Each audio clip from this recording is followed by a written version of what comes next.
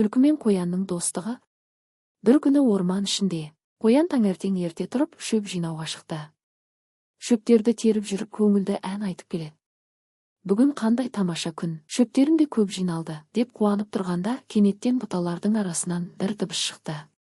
Қоян сәл шошып кетіп, бұл не болды екен? Деп бұрыла бергенде, алдынан түлкі шыға келді. Түлкі сыпайы дауыспен: сәлем, қоян. Қорықпа. Мен саған зиян келтірмеймін, тек сәлем айтқым келген еді. Қоян алғашында үрейленіп: ой, түлкі, мен сені жеп қояма деп ойлап қалдым деді. Мен достық іздеп жүрмін. Сөйтіп екеуі жақсы достарға айналды. Түлкі мен қоян орманды аралап серуендеп жүрді. Кенет олардың жолын кішкентай өзен бөгеп тұрды. Өзеннің үстінде бір көпір болған, бірақ көпір сынып қалыпты. Қоян алаңдап: қарай көр. Көпір сынған екен. Енді қалай өтеміз? Деді. Түлкі сенімді түрде: уайымдама.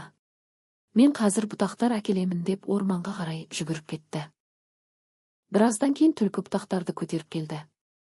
Екеуі бірге көпірді жөндей бастады.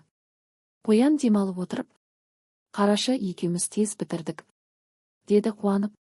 Түлкі мақтанышпен: көрдің бе? Достықтың күші осындай, деді. Кешкісін күн батып, аспан қызыл сары түске боялды. Қоян мен түлкі шөп үстіне отырып, әдемі көрініске тамсанып қарады. Қоян ойланып тұрып: түлкі, бүгін сен туралы қателескенімді түсіндім. Сен шынында да жақсы досың, деді. Екеуі бірге: достық ең үлкен қазына.